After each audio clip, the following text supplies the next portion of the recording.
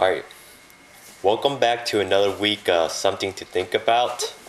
And this week, the video I'm doing is a response to Martha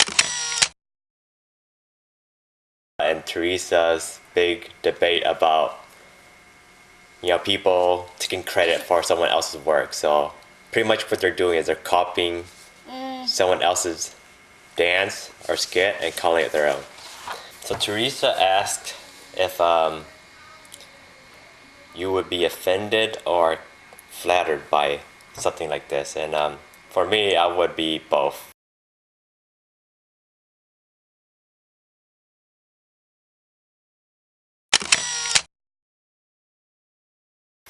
I would be offended at first because it would be kind of like finding out that someone stole your shoes or stole your shirt and they wore it to school the next day.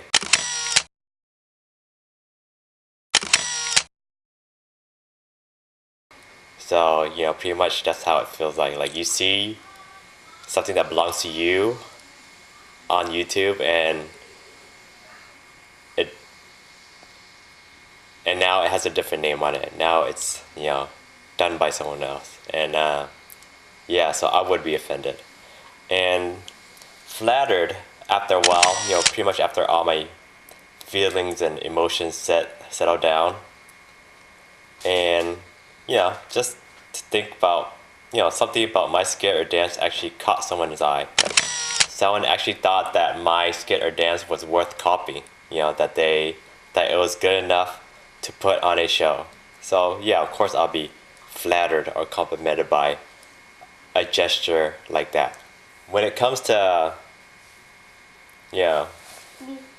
my thoughts or reflections about the whole process of someone copying someone else's idea, I kind of look at it from two different sides. I look at it from the side of the person who created the original idea, and I also look at it from the person who copied the idea. So, from the perspective of the original creator, I kind of feel like it's important to create your own stuff. I mean, it's okay to copy every now and then. And if you do, let people know that, this is a remix or this is a, parody or something like, you based it on something else. So just let people know. I mean, and if you don't, then, someone's going to call you out and say, hey, that looks very familiar, or that looks exactly like something else. And, just have the guts to admit it, if anyone ever calls you out. But I think it's important to create your own. It's okay to copy at first because I think when you copy, it allows you to, put yourself in their shoes.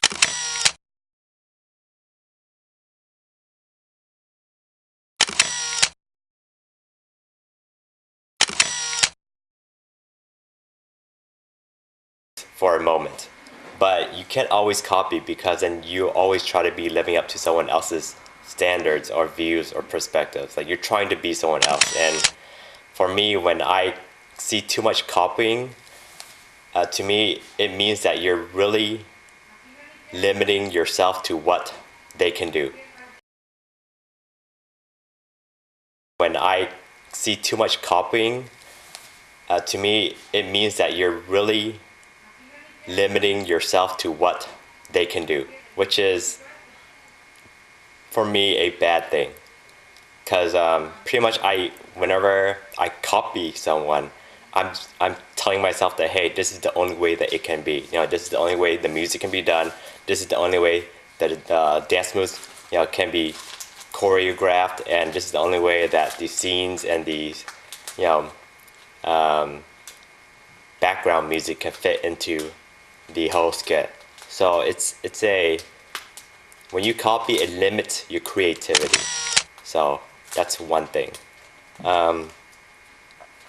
So like for me, one example of an original idea would be the skit I did that won the award.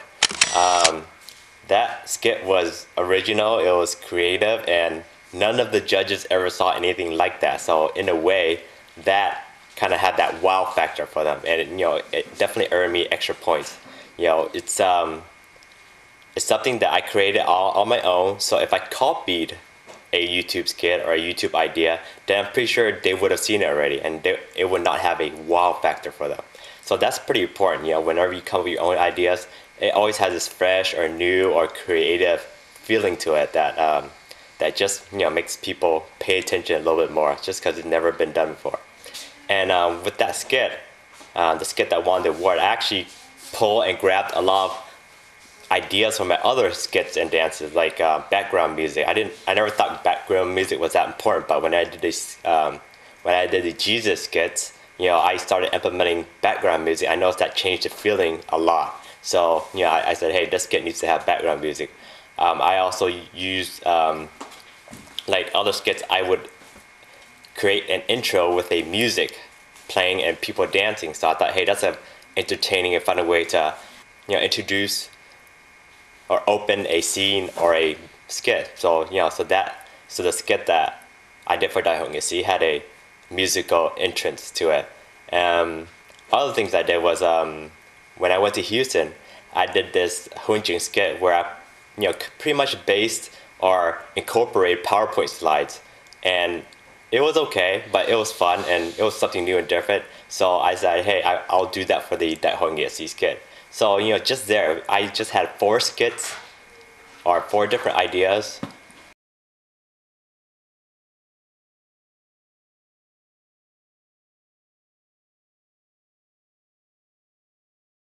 Yeah, 4 different ideas that that I kind of grabbed from my previous ideas. Yeah, so if that's one of the great things about whenever you create your own skits or you create your own ideas, is that they kind of fall into your own toolbox. You have a toolbox that you can refer to, and you can always go back to it whenever you need to, or whenever you have the need for it.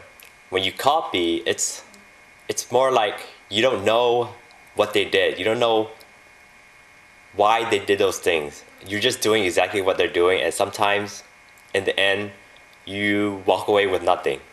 You just copy exactly what they did. You don't know why they used that music. You don't know why certain things happen. I mean, you might learn something from it, but it's not the same as if you created the whole thing on your own, because the whole thing becomes your own experience. It becomes your own lessons. It becomes your own tools that you can use for the next time. When you copy, it's not the same. It's like maybe 25% you get about what they did, but then everything else of why or how or the deep stuff, it's lost. It doesn't come with the territory when you copy. For me, like, the difference between copying and creating your own is kind of like a Tai Chi concept. The Tai Chi concept is like when you first learn Tai Chi, you try to memorize the forms and the steps and the moves. But once you become proficient, once you become advanced, and once you become good enough, you actually try to forget everything you learned. And pretty much you allow your body to flow and move and feel your way based on based on everything that you learned so far.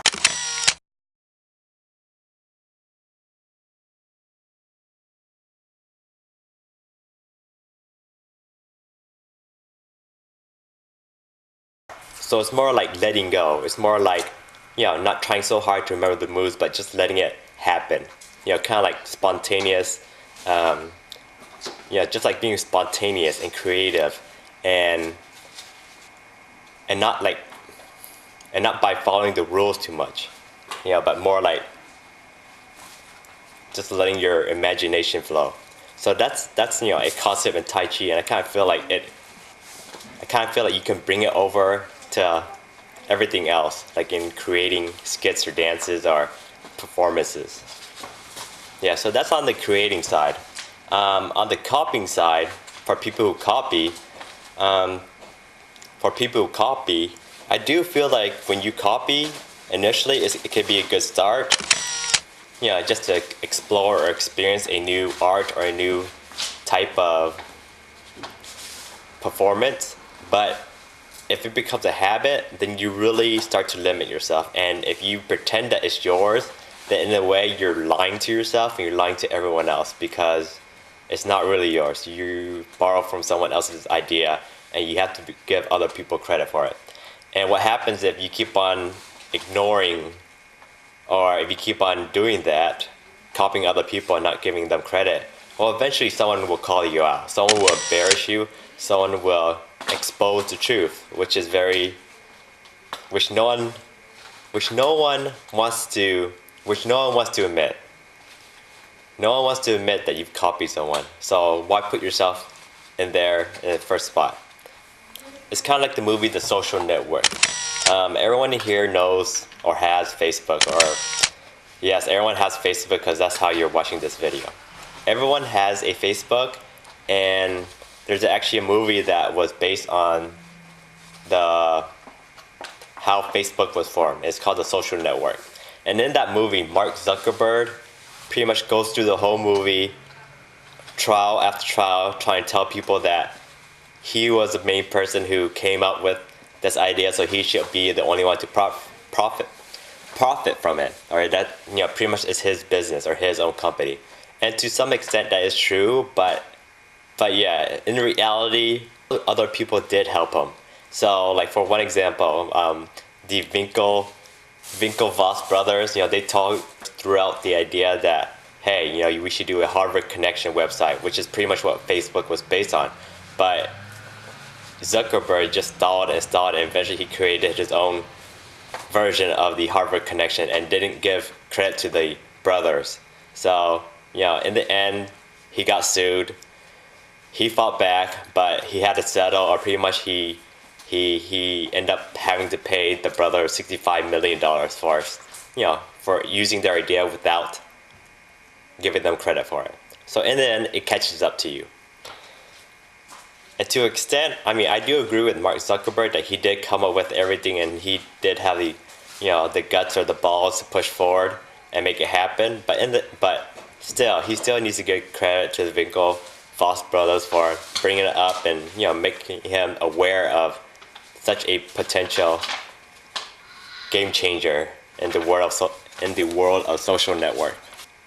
And one other example about copying is, it's pretty. When you go to a competition, it's like what Kung Do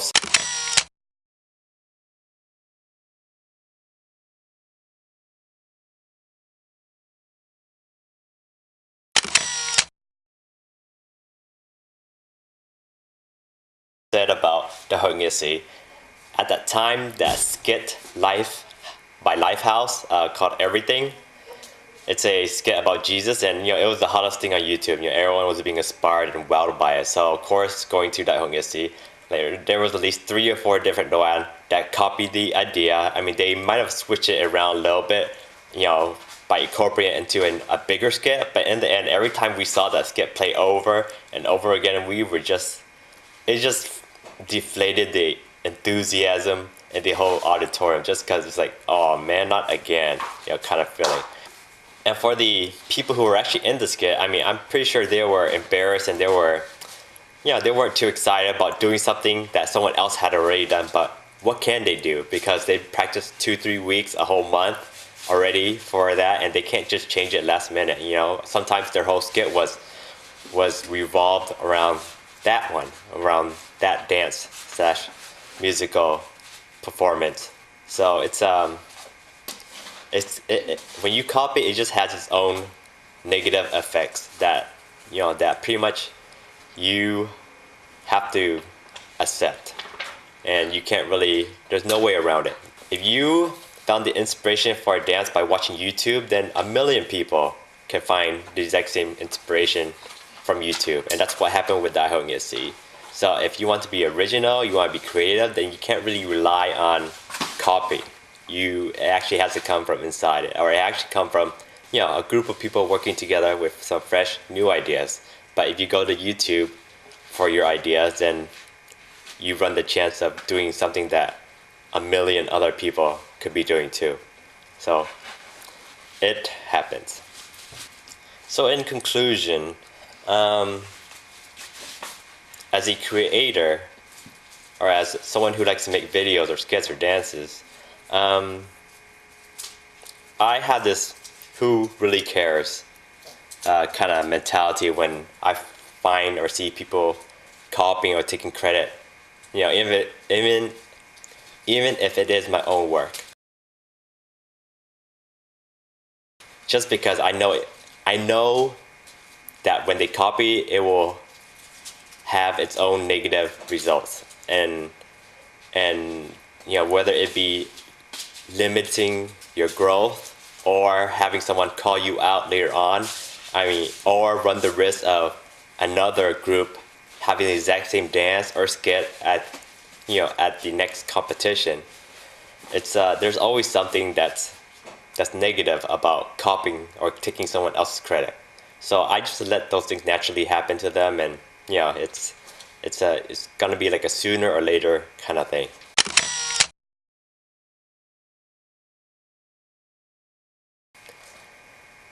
And as for me, I just sometimes I copy, sometimes I do stuff based on other people's work, but I do know the negative effects, and at the same time I don't make it a habit. Thank you for watching another episode of Something to Think About, and I will see you next time.